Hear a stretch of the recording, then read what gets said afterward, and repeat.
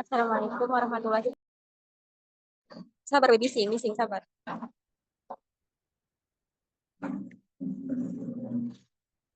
Assalamualaikum warahmatullahi wabarakatuh. Selamat siang semuanya. Terima kasih kepada Ibu Nadroh Barosi Tepuh, MSI APT sebagai dosen pengampu mata kuliah pengantar farmasi klinis yang telah memberikan kami kesempatan untuk mempresentasikan hasil diskusi kelompok kami.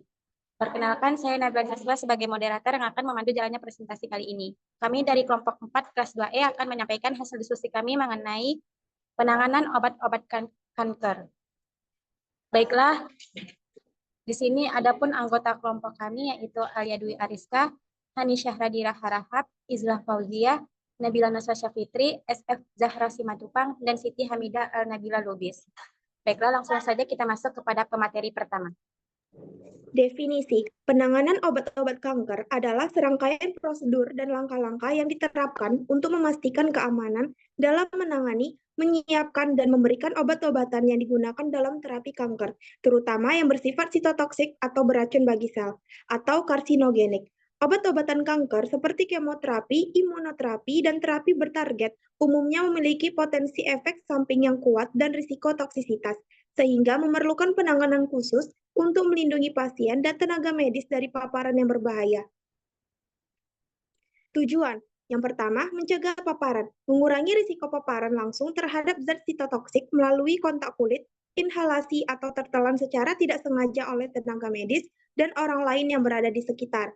Yang kedua, menjaga keselamatan pasien, memberikan obat dengan tepat dan aman kepada pasien agar efek terapeutiknya tercapai tanpa adanya risiko tambahan dari penanganan yang tidak tepat. Yang terakhir, mencegah kontaminasi lingkungan, menghindari kontaminasi area kerja dan fasilitas kesehatan dengan limbah sitotoksit yang dapat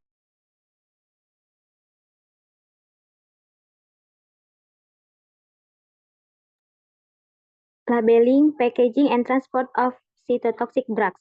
1. Labeling. Semua preparasi sitotoksik harus diberi label yang jelas, informasi detail akurat dan dapat dibaca. Label harus dirancang khusus dan harus menyatakan bahwa ada zat sitotoksik dalam preparasi.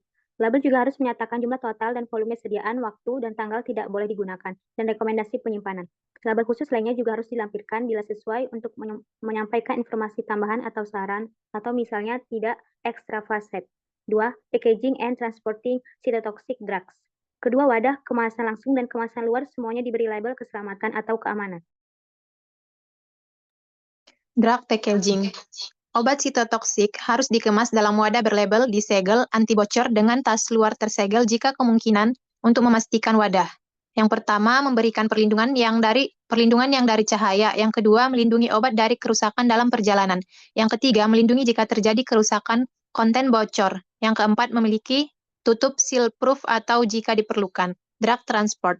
Wadah yang digunakan untuk mengangkut obat sitotoksik buat dari bahan foam atau bahan kemasan yang cocok, yang mampu melindungi produk dari shock yang ekuivalen dengan penurunan dari 1 meter ke permukaan beton. Tertutup rapat dan diberi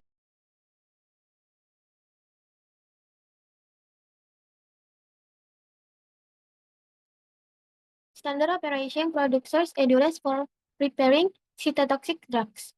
SOP untuk persiapan parental harus dikomunikasikan dan menekankan perlu untuk ampul kaca. Jika ampul kaca harus digunakan, dibuka dengan pemutus ampul atau low linting swab. Kedua, mengandung larutan obat berlebih dan pendingin udara saat priming. Dan yang ketiga, menggunakan teknik yang tidak menyebabkan perbedaan tekanan. Tablet, kapsul, dan topical creams. 1. Harus diapresiasi berdasarkan kondisi yang sama dengan sediaan parenteral obat sitotoksik. 2. SOP tambahan khusus untuk sediaan non-parenteral yang dilakukan tanpa plus. B. Membuat campuran dengan mendispersikan tablet dalam air. C. Tidak menghancurkan tablet dalam mortar terbuka. D. Tidak peralatan segera setelah digunakan dengan deterjen alkali kuat dengan pH 10. Langkah-langkah utama dalam penanganan obat kanker.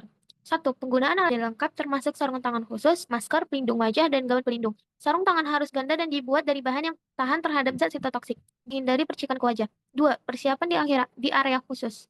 Obat-obat kanker harus disiapkan di area yang dirancang khusus seperti biosafety kabinet atau ventilasi HEPA untuk mencegah penyebaran aerosol atau partikel obat. Dan area ini harus steril dan terpisah dari ruang umum teknik aseptik dalam persiapan obat. Persiapan obat kanker harus dilakukan dengan teknik aseptik untuk mencegah kontaminasi. Ini penting agar obat tetap steril dan bebas dari mikroorganisme. Hanya tenaga kesehatan yang memiliki pelatihan khusus dalam teknik aseptik dan penanganan obat sitotoksik yang diperbolehkan untuk menyiapkan obat ini. 4. Pemberian obat dengan teknik yang aman. 1. Pemberian obat harus dilakukan dengan sangat hati-hati menggunakan metode yang mengurangi resiko paparan seperti sistem tertutup untuk mengurangi kebocoran atau tumpahan. Kedua, untuk pemberian melalui infus, pastikan jalur infus aman dan terkontrol untuk menghindari kebocoran. 5.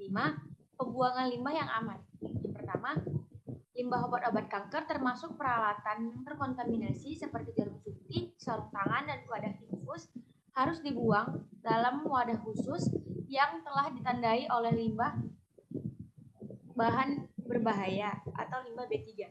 Yang kedua, limbah ini kemudian akan diolah sesuai dengan peraturan pengelolaan limbah berbahaya, seperti dengan insinerasi. Yang keenam, penanganan tumpahan.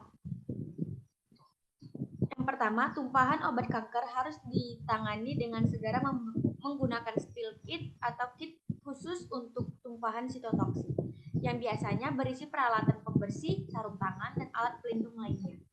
Yang kedua, area yang terkena tumpahan harus segera dibersihkan untuk mencegah paparan dan kontaminasi lebih lanjut.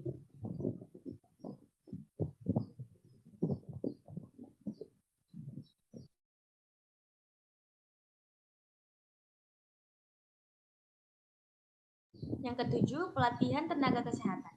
Pertama, semua tenaga kesehatan yang menangani obat kanker perlu dilatih secara berkala dalam penanganan bahan sitotoksik, teknik aseptik, penggunaan APD, dan serta protokol keamanan.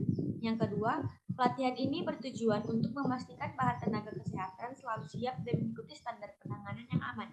Kedelapan, prosedur darurat untuk paparan. Yang pertama, fasilitas kesehatan harus memiliki protokol darurat jika terjadi paparan obat sitotoksik pada tenaga kesehatan, seperti pencucian segera area yang terkena atau pemberian perawatan medis lanjutan jika perlu.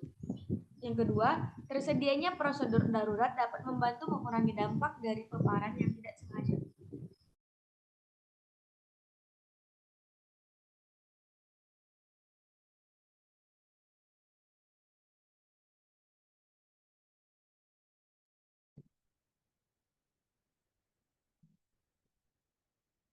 Sekian penyampaian materi dari kami. Mohon maaf jika ada kesalahan. Kami akhiri. Terima kasih banyak.